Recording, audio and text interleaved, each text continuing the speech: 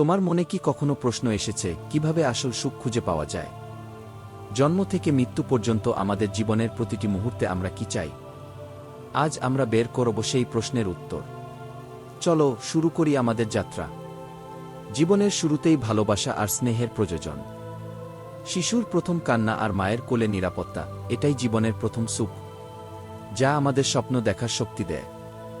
বইয়ের পাতা থেকে আমরা পৃথিবীকে চিনতে শিখি, আমাদের ভবিষ্যতের পথ তৈরি করি। এরপর আসে শিক্ষা, যা আমাদের স্বপ্ন দেখার শক্তি দেয়। শিক্ষা ছাড়া জীবন যেন দিকহীন নৌকা। বন্ধুত্ব আর সম্পর্ক জীবনের আরেকটি প্রধান ভিত্তি। সত্যিকারের বন্ধু দুঃখে পাশে থাকে, আনন্দে হাত ধরে। কঠোর পরিশ্রম আর সফলতা আমাদের জীবনকে পূর্ণতা দেয়।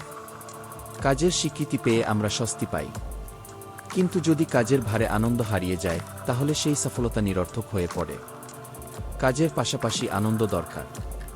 গান, ছবি আঁকা, ভ্রমণ, এসব শখ আমাদের জীবনকে রঙিন করে তোলে। বিনোদন ছাড়া জীবন একঘেয়ে হয়ে যায়। জীবনের শেষ পর্যায়ে আমরা খুঁজি শান্তি আর পরিপূর্ণতা। প্রিয়জনদের ভালোবাসায় ঘেরা জীবনই সুখী জীবনের পরম প্রাপ্তি। সুখ মানে শুধু ধন সম্পদ নয়। ভালোবাসা, শিক্ষা, সম্পর্ক, সফলতা, বিনোদন আর শান্তি, এই 6টি উপাদানেই গড়ে ওঠে এক পূর্ণাঙ্গ সুখী জীবন। তুমি কি মনে করো, তোমার জীবনের আসল সুখের উপাদান কি? কমেন্টে জানাও।